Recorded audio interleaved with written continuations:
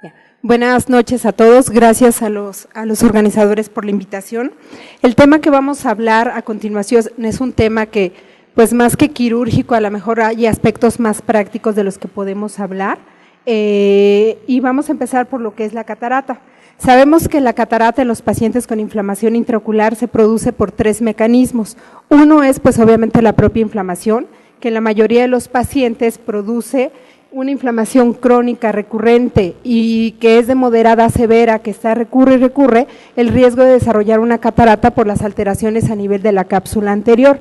Y los ejemplos clásicos de estos, pues básicamente son las uveitis intermedias, pars planitis, y la espondilitis anquilosante, las dos más frecuentes. Este es un ejemplo de un paciente con una uveitis anterior, donde vemos que inflamaciones crónicas con múltiples depósitos retroqueráticos, sinequias anteriores y formaciones de membranas, pues a la larga van a llegar a desarrollar este tipo de cataratas. La segunda causa son la corticoterapia. Cualquier esteroide y principalmente los que penetran bien a cámara anterior o que son intravítreos, van a generar la opacidad de la cápsula posterior por alteraciones importantes a nivel de la bomba. Y la tercera son aquellas entidades propias en las cuales se genera una uveitis, como son el síndrome uveítico de Fuchs y aquellos que son facogénicos, así como la artritis idiopática juvenil. Este es un ejemplo de un síndrome uveítico de Fuchs donde vemos múltiples depósitos retroqueráticos estelares y la opacidad subcapsular posterior, o en esta donde vemos una uveitis facogénica en la cual hay alteraciones importantes a nivel de la cápsula y esta inflamación pues genera la catarata. En un estudio que hicimos en el hospital con 215 casos de inflamación y catarata, vimos que lo más frecuente que presenta en catarata son las uveitis anteriores. En los niños la causa más frecuente son las pars planitis clásicas y en adultos las panuveitis. Y obviamente una entidad propia que se presenta con catarata pues es el síndrome uveítico de Fuchs. Ya tiene mi paciente catarata, ¿cuándo debo quitarle la catarata?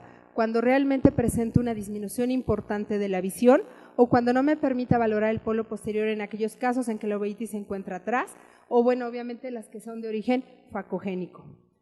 ¿Cuándo tengo que decidir operar a este paciente? Una vez controlado el paciente, tengo que esperar 3 meses en los cuales esté o no con tratamiento, ya no presenta ninguna recidiva de la inflamación, entonces decido operarlo. Y el único caso de urgencia son aquellos de origen facogénico, como este, que a pesar de que tengo una inflamación muy importante, el hecho de esperar pues perpetúa la inflamación y no vamos a resolver el problema. Ya decido operar a mi paciente, ¿qué tengo que hacer? Si tengo un paciente con una inflamación anterior de origen no infeccioso, tengo que ser muy agresivo con el tratamiento tópico. En nuestra experiencia, por lo menos 2 semanas antes de que decidamos hacer la cirugía, iniciamos con esteroides tópicos que tengan muy buena penetración a cámara anterior, como son los acetatos o aquellos esteroides bifásicos a dosis muy frecuentes. Muy frecuentes, generalmente la utilizamos cada 4 o cada 3 horas, 2 semanas antes de decidir la cirugía. Si el paciente tiene una uveitis intermedia y estamos hablando de tipo no infeccioso, ahí decidimos el tratamiento periocular como primera elección, obviamente no olvidando el tópico, y generalmente ponemos esteroides de depósito, que sean combinados fosfatos y acetatos, y generalmente los ponemos una semana previa a decidir la intervención quirúrgica. En aquellos pacientes con uveitis posteriores o panuveitis no infecciosas, obviamente ahí la terapia que decidimos siempre utilizar son esteroides sistémicos y perioculares una semana antes de iniciar la cirugía a dosis de inmunosupresión y de impregnación como es 1 miligramo por kilo de peso. Para las uveitis infecciosas existen ciertos bemoles que hay que cuidar. Aquellos pacientes con uveitis infecciosa de origen herpético, sea el tipo que sea, tipo 1, tipo 2, citomegalovirus, herpes zóster, siempre les vamos a mantener el tratamiento antiviral. Nosotros en nuestra experiencia lo que hacemos 2 semanas antes de decidir a operar a este paciente, le subimos la dosis a dosis máxima, que son generalmente la tipo 1, que es la que más vemos, 400 miligramos cada 4 horas, 2 semanas antes. En un paciente que ha tenido sífilis y que ya lo tenemos 100% controlados, en esos pacientes no es necesario iniciarles nuevamente tratamiento con penicilina antes de operarlos, al igual que la tuberculosis. Una vez controlado el cuadro infeccioso, no es necesario cuando se decide hacer una cirugía iniciar tratamiento. En toxoplasmosis existen dos grandes escuelas. Nosotros no decidimos utilizarles tratamiento antiparasitario antes de la cirugía, sin embargo, en un grupo grande en Estados Unidos, ellos han visto, hay casos, reportes en la literatura, y el grupo más grande que ellos han visto, que han presentado gran riesgo de reactivación, ellos dan mantenimiento profiláctico una semana antes de la cirugía y únicamente con sulfas. ¿Cuándo inmunosupresor en estos pacientes? Siempre que tengan una asociación inflamatoria sistémica, cuando sean esteroide dependiente, que sé que voy a tener que mantenerlo mucho tiempo y con dosis altas, y generalmente cuando decidimos iniciar inmunosupresión, tiene que ser por lo menos 4 semanas antes de decidir la cirugía, que es cuando el inmunosupresor alcanza su efecto máximo. Una vez que ya tengo controlado al paciente para operarlo, ¿cómo lo voy a operar? No hay duda que la facomulsificación es en estos pacientes la técnica de elección. Nosotros decidimos utilizar siempre sutura en estos pacientes porque la inmunosupresión local que producimos y generalmente estamos inyectándolos periódicamente, pues obviamente tenemos que cuidar todos los factores de riesgo asociados a un proceso infeccioso. ¿Y en qué pacientes decido hacer extra? Actualmente solamente yo tengo 2 indicaciones. Cuando tienen escleromalacias severas y en algunos casos que han tenido sífilis anteriores recurrentes, porque es en los que hemos visto facodonesis importantes por alteraciones a nivel de la zónula. ¿Dónde vamos a hacer las incisiones? Casi siempre corneales, excepto en aquellos pacientes que no nos permitan. En este paciente, por ejemplo, con escleritis importante, pues obviamente en estos pueden haber alteraciones importantes a nivel zonular y si tiene una facodonesis importante, ni siquiera un anillo nos puede soportar, entonces en ellos decidimos hacer una extracción extracapsular.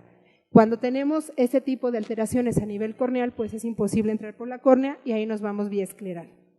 Y bueno, y en estos casos donde tenemos alteración corneal y escleral, pues bueno, no sabemos qué hacer. Entonces, en pacientes con sífilis, este es un caso en el cual existió una luxación, ya ha operado el paciente con el lente y este caso lo hemos visto en varias ocasiones, por lo cual es bien importante en estos pacientes revisar siempre que no presenten facodonesis. Siempre hay que considerar en esos pacientes hacer una rexis amplia y una eliminación importante de los restos corticales, ya que esos remanentes pueden hacer una uveitis de tipo facogénico. Antes se decía que estaba prohibidísimo poner lentes en cámara anterior y obviamente prohibidísimo lentes in sulcus porque producían una irritación continua y perpetuaban la inflamación. Sin embargo, actualmente en muchos lugares se han estado haciendo y hay gente como Holland y Margolis que están poniendo lentes en el sulcus y actualmente Foster ha sacado un par de artículos con lentes en cámara anterior en el cual ellos dicen que no han tenido problemas y que la inflamación sigue controlada. Es importante en estos pacientes siempre acordarse que tienen opacidades corneales, que existen a veces membranas pupilares y cristalinianas importantes o las sinequias que son los que vamos a batallar. Siempre he dicho que cuando llegamos al cristalino se acabó la cirugía. Entonces, opacidades importantes, sinequias y membranas que pueden dificultar tanto la visión como la técnica. En ocasiones vale la pena a lo mejor cuando tienen alteraciones importantes en el iris, pues para una buena dilatación completar esa iridectomía. Usar ganchos o usar anillos que mantengan la dilatación para poder realizar la cirugía. El tipo de lente es un tema que siempre es en discusión en este tipo de pacientes.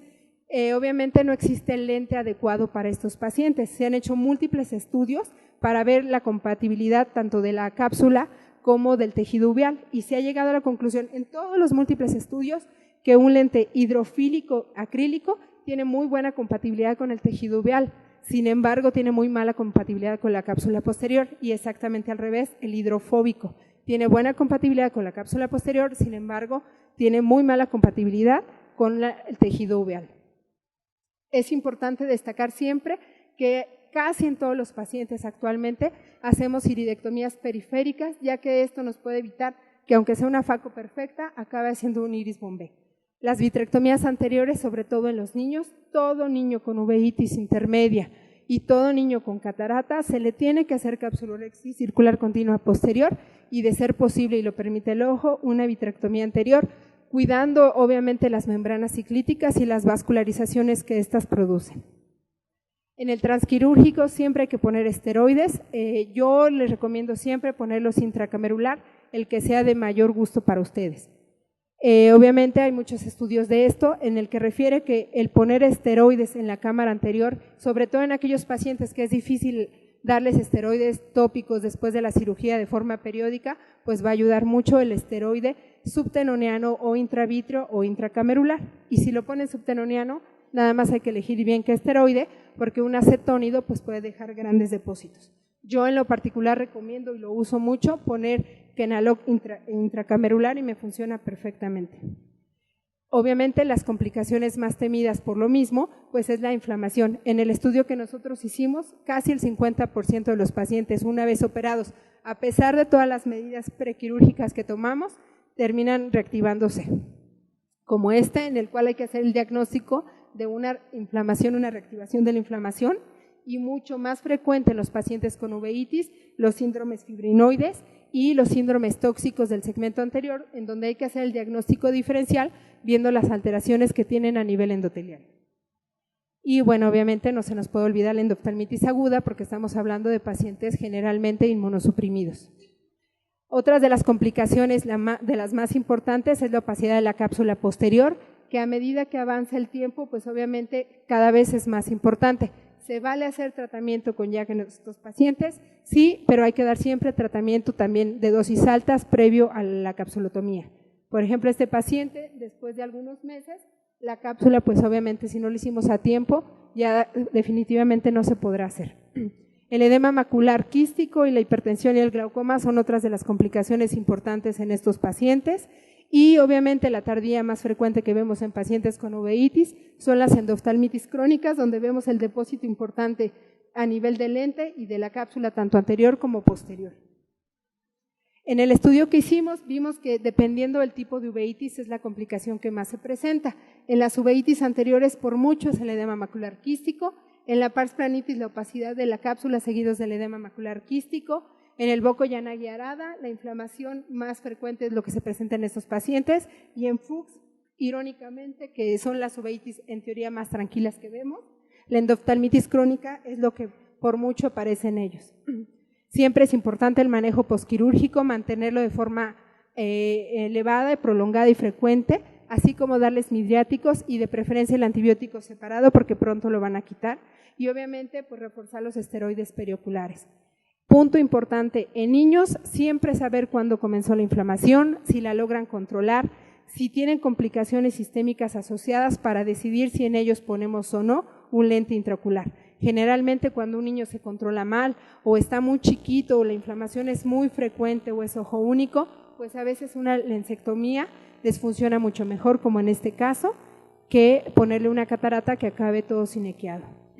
Es importante entonces considerar 3 meses previos sin inflamación en estos pacientes, ser muy agresivos con el manejo transquirúrgico y valorar en cada uno la técnica que vamos a utilizar, ya que de ello va a depender siempre el éxito de estos pacientes, controlando adecuadamente las complicaciones durante y después de la cirugía para no terminar con ojos de esta manera. Gracias.